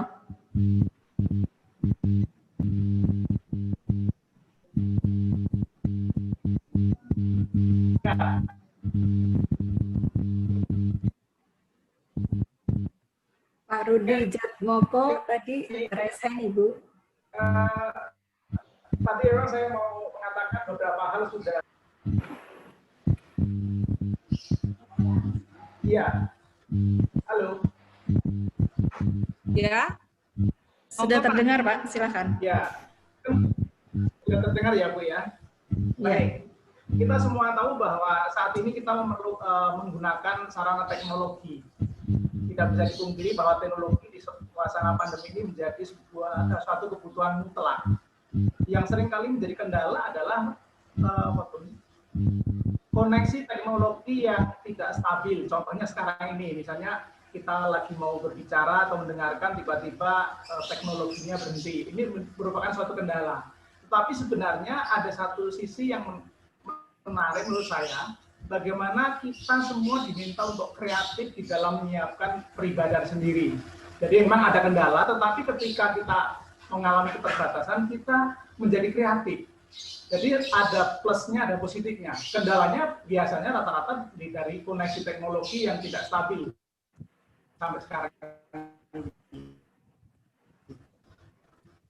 Nah, yang kedua, saya ini sendiri kan punya anak yang notabene waktunya berbeda-beda peribadahan.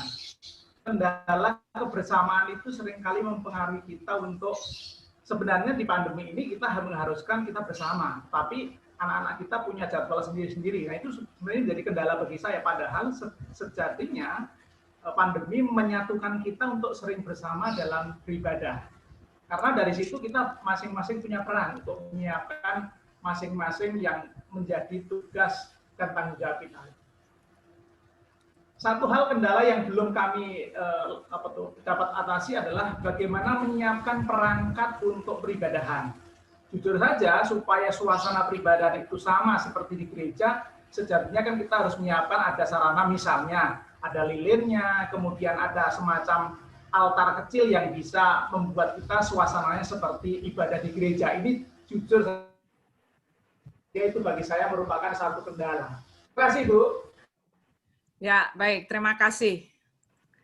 Satu hal lagi yang saya mau tambahkan sebagai kendala adalah teknologi itu pilih kasih. Ada orang yang tidak punya uang, misalnya ya,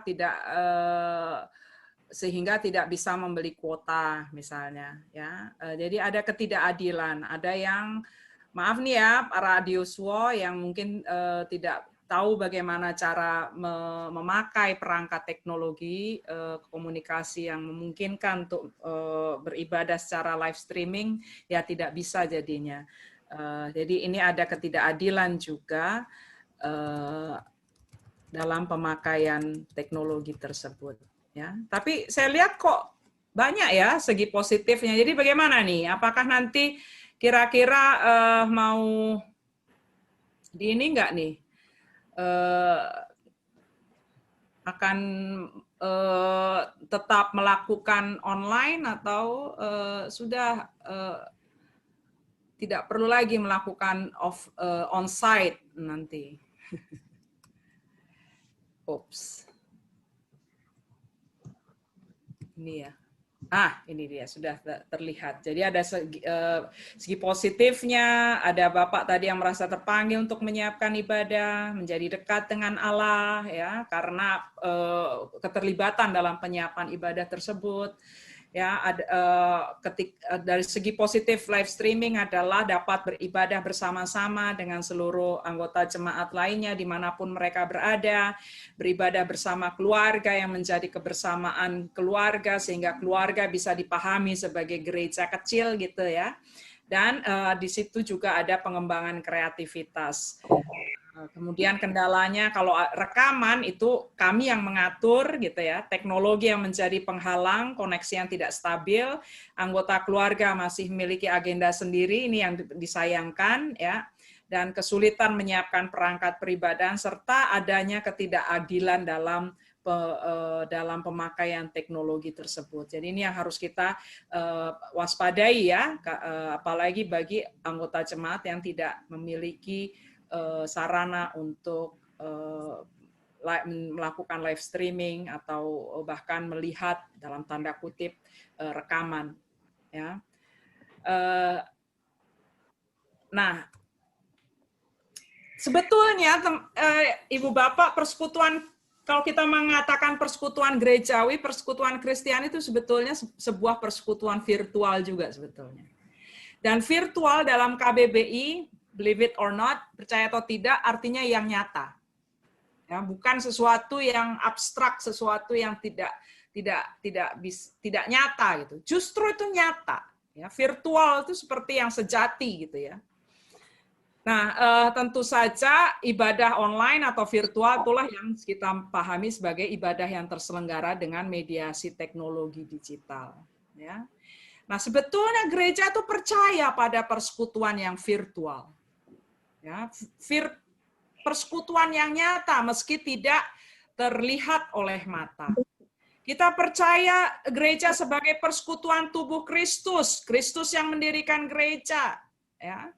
Kita percaya, apakah benar ini ada tubuh Kristus, tubuhnya Kristus? Kan nggak ada sebetulnya. Kalau dilihat, kita tidak bisa melihat, tapi kita bisa memahami bahwa ada nih secara nyata tubuh Kristus itu terwujudkan, yaitu kita-kita inilah sebagai anggota tubuh Kristus. Kemudian gereja sebagai persekutuan rumah rohani, ya, persekutuan orang-orang yang percaya kepada Kristus yang lahir oleh karya Roh Kudus. Bukankah ini sebetulnya adalah persekutuan virtual? Gereja mengakui adanya persekutuan orang kudus dari berbagai abad dan tempat.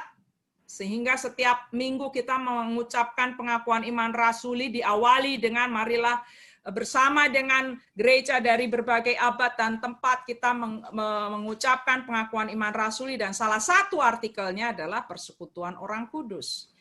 Gereja menyanyikan nyanyian-nyanyian dan mengucapkan teks-teks dari berbagai abad dan tempat. Bukankah ini sebetulnya juga bentuk dari persekutuan virtual? Dan gereja masih memegang tradisi. Tradisi dalam huruf kapital ya, tradisi misalnya ada kitab suci, pengakuan rasuli, pengakuan iman Nikea, Konstantinopel, doa Bapa Kami, dan seterusnya. Hal-hal yang dari sejak awal gereja mula-mula itu diturunkan kepada kita dan kita masih mengakuinya sebagai milik bersama. Jadi ini saya kira sebagai gereja kita bisa kita katakan sebagai persekutuan virtual. Persekutuan yang nyata, yang benar-benar meskipun tidak tampak mata. Ya. Nah, ini dia, saya senang nih dengan ada salah satu buku, dan ini orang Singapura ya, Roland Chia, jadi dekatlah dengan kita. Identitas umat Allah dan realitas spiritual persekutuan kita dengan Allah dan sesama, sesama nih salah, tidak bergantung pada situasi, tetapi pada iman kepada Kristus dan dalam kuasa Roh Kudus yang menjadikan mereka tubuh Kristus. Ini dia. Ya. Ini dasar dari persekutuan kita sebetulnya. Iman kepada Kristus dan kuasa Roh Kudus. Ya. Nah, dasar dari ibadah virtual itu Allah adalah roh dan barang siapa menyembah Dia harus menyembahnya dalam roh dan kebenaran. Ini sebenarnya virtual, tapi sekali lagi saya memahami virtual sebagai yang nyata. Ya. Yang bisa dikatakan yang rohani, yang berhubungan dengan virtues, ya, dengan kebajikan, gitu ya. Ini bahkan dalam Roma mempersembahkan tubuhmu sebagai persembahan yang hidup, yang kudus dan yang berkenan kepada Allah. Ya. Persekutuan virtual, ibadah virtual melampaui dari ibadah kita secara ragawi di dalam gedung gereja, ya, melampauinya. Ya. Jadi ibadah dalam gedung gereja itu adalah sebagian dari ibadah yang virtual. Ibadah dalam roh, ibadah yang sejati sebagai persembahan tubuh kita.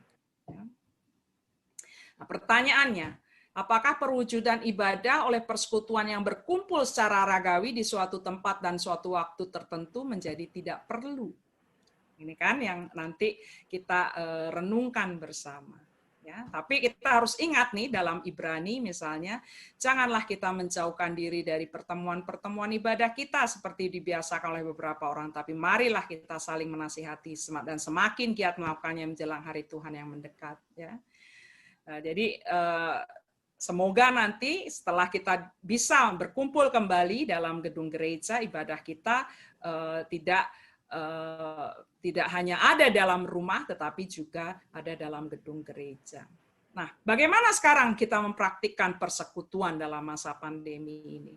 Tetap beribadah tentu saja, saling mengakui kepelbagaian karunia Allah yang dimiliki oleh setiap orang, ya. Sehingga kita mau saling mengikatkan diri itu tadi ya, saling menerima dan merangkul sebagai saudari dan saudara dalam Kristus, saling memperhatikan, mendoakan, menyemangati, menguatkan ya, saling mengingatkan dan menegur meskipun melalui WhatsApp misalnya ya, saling berbagi, melayani, menolong, saling bekerja sama untuk memperluas persekutuan karena semua orang adalah sesama gambar dan rupa Allah, bahkan seluruh ciptaan adalah sesama kita. Sama ciptaan Allah. Begitu yang bisa saya bagikan. Tur nuwun. Ya, terima kasih banyak Bu Esther, luar biasa Bapak Ibu, pengetahuan-pengetahuan yang baru dan menambah untuk kita semua. Dan rupanya bagian akhir yang menarik ini ya, sampai ada yang catat panjang gitu ya. Jangan khawatir, saya akan bagikan ini. Oh ya, ya materi nanti akan dibagikan.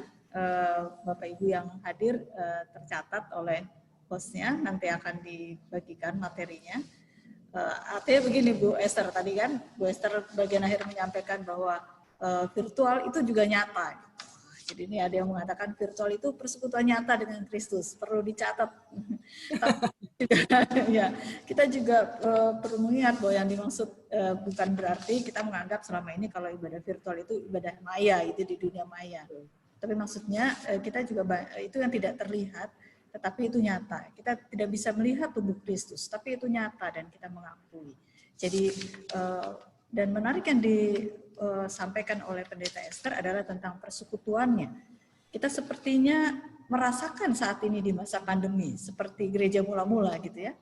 Sekalipun tanpa perjumpaan, tanpa di satu tempat, tapi kita sudah mengalami persekutuan itu. Segala kepunyaan kita adalah kepunyaan bersama. Kita bisa saling mengirim gitu, kita bisa saling tahu dan saling peduli. Ada banyak hal yang bisa kita lakukan sebagai bentuk ikatan itu tadi, persekutuan.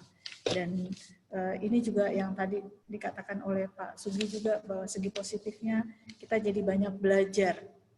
Bu Esther, Pak Sugi ini yang mengajak juga untuk menghidupkan lagi ibadah Jawa, karena awalnya ibadah selama pandemi ini tidak ada ibadah Jawa. Lalu Pak Sugi menawarkan diri, saya yang akan memproses untuk mengedit dan segala macamnya sampai jadi ibadah Jawanya gitu ya. Makanya Pak Sugi mengatakan proses untuk belajar jadi banyak tahu. Dan tadi Pak Rasid juga mengatakan masa pandemi ini bukan masa normal gitu ya, tapi ini menjadi tantangan bagi gereja untuk bisa menciptakan hal-hal baru, bisa menghadirkan simbol-simbol baru. Dan bukan berarti bahwa kita sudah nyaman dengan ibadah streaming, dengan online, lalu tidak perlu lagi ada nanti ibadah dengan perjumpaan. Tapi Pak Rasid justru menawarkan, nanti kalau sudah selesai, kita bisa mengadakan tadi ibadah pengenangan bagi saudara-saudara kita yang meninggal di masa pandemi ini. Kita seperti melayat di masa nanti setelah selesai pandemi. Baik Bapak Ibu, kita punya waktu sampai jam 12.30 ya Bu Rini ya, untuk tanya jawab. Iya Ibu. Ya, jadi sebenarnya tanya jawab ada waktu 1 jam 11.30 sampai jam 12.30, tapi kita sekarang sudah lewat dari 11.30, kita mulai saja. Silahkan Bapak Ibu yang ingin mengajukan pertanyaan. Bisa mengangkat tangan, saya bisa melihat, nanti saya dibantu oleh Bu Rini juga. Mari.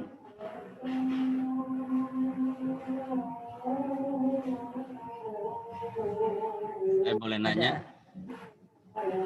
Mari Pak. Ya, saya Pak video Mea Kitchen dari, ini, maaf Pak, siapa ya? Video dari GKJ Joglo. Oh, GKJ Joglo. Mari Pak, silakan. Boleh nanya ya?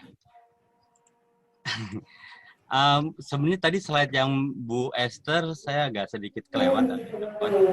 Yang sebenarnya yang ingin saya cari dari beberapa kali saya mengikuti beberapa webinar mengenai persekutuan adalah bagaimana gereja menghadirkan persekutuan dalam ibadah secara online. Karena saya lihat ini yang hilang, baik itu dalam kegiatan gereja maupun dalam persekutuan. Memang di awal orang berpikir 1-2 bulan, tapi nggak taunya kita nggak jelas sampai kapan. Gitu.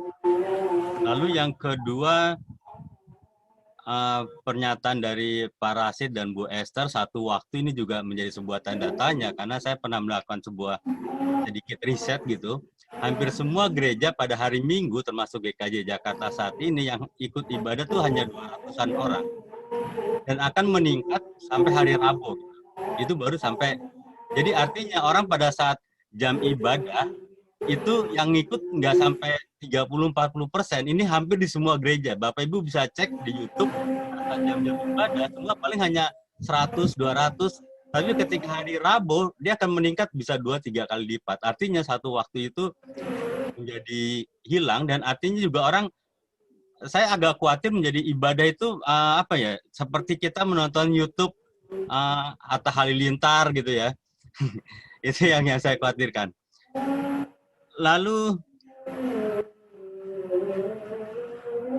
konten, yang kedua konten, ini yang tadi belum dibahas oleh kedua pembicara, karena juga menjadi sebuah diskusi di GKJ Joglo, konten. Tapi kalau hampir semua saya lihat, di semua yang ya aliran GKJ, GKI, hampir semua menghadirkan gereja ke YouTube gitu ya. Artinya tidak ada sebuah kreativitas mengenai konten.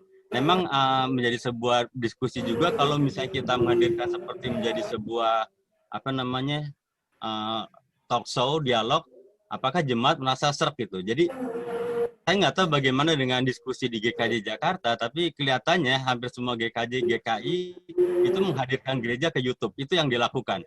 Selesai, amin, putus gitu. Dan persekutuan atau pembicaraan-pembicaraan yang selama ini di offline terjadi itu ya hilang gitu. Sementara itu dulu Bu Neni, makasih. Ya, terima kasih Pak Widyo dari GKJ juga. Kakaknya Mbak Yuyun ya? Adiknya Bu. Oh, adiknya. Ya, terima kasih Pak Widyo.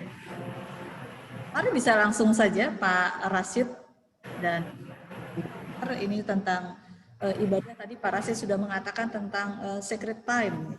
Tapi kenyataannya tidak seperti itu gitu ya. Di time yang sama hanya sedikit, tapi nanti di hari-hari berikutnya bertambah. Dan ini yang mungkin mengubah paradigma bahwa ibadah tadi itu bukan sebuah tontonan. Mari Pak Rashid. Iya, karena begitu, saya tahu memang orang justru menunda ya. Di tempat kami juga begitu, sudah hari Rabu baru meningkat banyak 600, kalau baru-baru itu 400 Pak. Jadi karena itulah saya menekankan bahwa sacred time itu ya, waktu yang bersamaan kita kuduskan bersama-sama seperti kita ibadah di gereja gitu. Jadi justru menjadi tantangan. Orang tidak lagi menganggap saya cuma nonton YouTube ya. Besok-besok juga bisa. Saya nonton film, besok-besok juga bisa. Nggak perlu sama dengan anggota jemaat yang lain, saudara saya. Tapi justru menekankan itu supaya ada gregetnya. Justru akan kita merasakan sesuatu yang berbeda. Lalu lama-lama akan menjadi biasa. Kami juga biasa. Pukul 9 tuh kami stop gitu ya. Walaupun nggak ngapa-ngapain, tapi kami stop. Pukul 9 kita beribadah, 9 kurang. Ya, jadi udah terbiasa jam 9. Padahal ibadah dulu ikutin gereja tuh 6:30 ya, pukul 6. Jadi kita ikut yang begitu. Lalu yang talk show itu Pak memang dilakukan bukan oleh gereja, di lembaga-lembaga gerejawi juga ada talk show sehingga gereja hanya yang mengisi yang tidak ada, yaitu kebaktian, sehingga menghadirkan gereja artinya menghadirkan ibadah di YouTube atau di Zoom. Sedangkan yang talk show itu saya dengan pendeta Neni juga pernah talk show ya di TVRI. Jadi seperti itu Pak, itu sudah biasa dilakukan ya.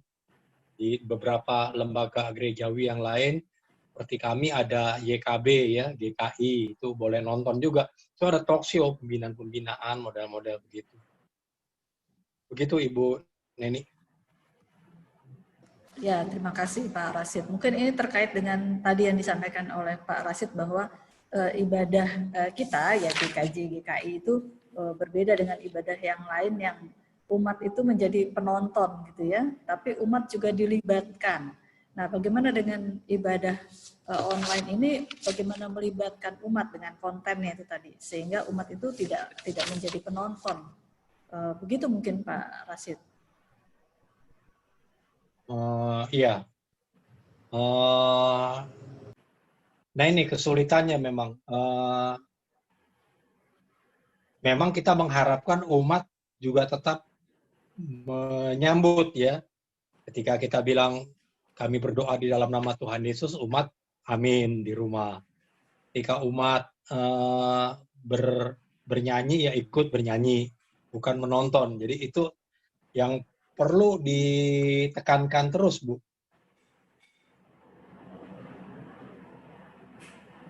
Ya, baik. Jadi selalu ada ajakan gitu ya, sekalipun. Ada ajakan, iya. Ajakan umat untuk terlibat.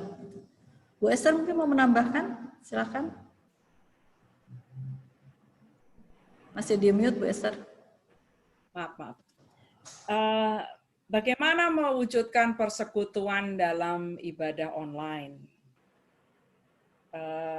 Sebetulnya persekutuan itu sudah ada.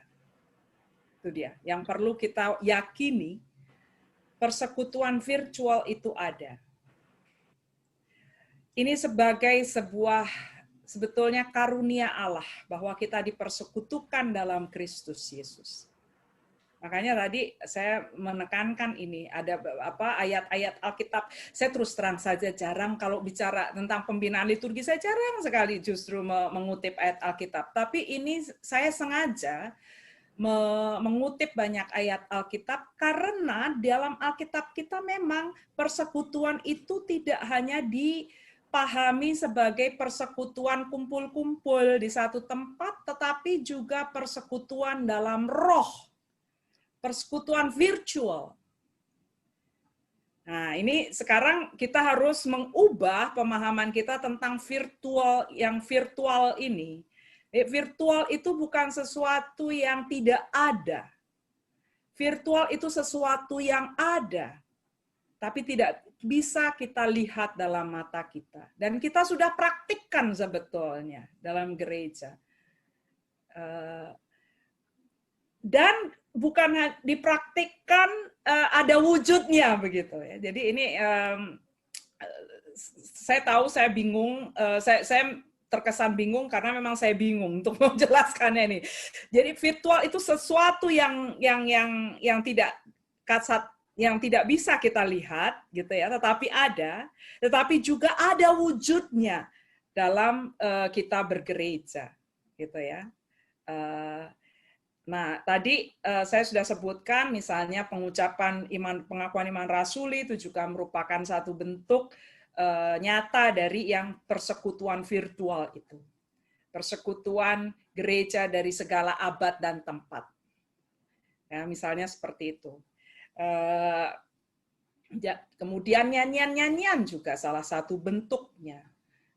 Kita menyanyikan nyanyian-nyanyian dari entah gereja mana, entah dari abad mana, tapi kita nyanyikan dan kita akui sebagai milik kita. Nah, itu juga salah satu bentuk dari persekutuan virtual tersebut. Nah, yang memang tidak ada dalam persekutuan virtual dalam arti, katakanlah dalam ibadah online adalah rasa yang kita miliki ketika kita berkumpul bersama. Kita bisa saling memeluk, kita bisa saling tepuk bahu. Ini yang tidak ada. Ini yang kita rindukan. Gitu kan ya? Nah, ini tadi tidak dicatat sebagai kendala. Menariknya seperti itu, Mas Widyo. Jika saya membuka kesempatan untuk apa menjadi kendala, ini tidak disebutkan sebagai kendala. Padahal persekutuan itu memang harus menubuh. Gitu ya. Jadi di satu sisi kita mengakui ada persekutuan virtual, tetapi kita juga memerlukan bentuk nyata, bentuk yang bisa dialami secara langsung, yang bisa dilihat, bisa didengar, bisa diraba dari yang namanya persekutuan ini. Nah, ini yang tidak ada, ini yang menjadi kendala besar sebetulnya dari ibadah secara online. Inilah yang berusaha kita kita sikapi. Jadi kita tidak hanya berpusat persekutuan secara ragawi dalam satu momen tertentu, yaitu ibadah minggu, tetapi kita wujudkan dalam bentuk-bentuk kecil tetapi banyak ini. Yaitu saling memerhatikan, saling menelepon, saling mengirim WA, saling mengirim renungan-renungan. Tadi ada Bapak yang menyediakan dirinya untuk mengadakan ibadah bahasa Jawa supaya orang yang lebih ngeh bahasa Jawa bisa merasakan persekutuan tersebut. Ini hal-hal kecil ini kan seringkali tidak kita anggap sebagai wujud nyata dari persekutuan kita. Karena kita menganggap bahwa persekutuan itu ketika kita kumpul bareng di satu tempat, kita bisa saling tepok, kita bisa saling salaman. Nah, sekarang ini tidak bisa. Jadi mari saya mengajak secara kreatif kita wujudkan persekutuan ini secara jasmania ya, dengan berbagai macam praktik kehidupan sehari-hari dalam kehidupan sehari-hari, dan tidak hanya berpangku pada satu momen tertentu, yaitu ibadah minggu. Meskipun penting ibadah minggu itu, tapi kita akan lihat keterbatasannya saat ini, yaitu kita tidak bisa sebagai satu jemaat, kita tidak bisa berkumpul bersama di satu ruang.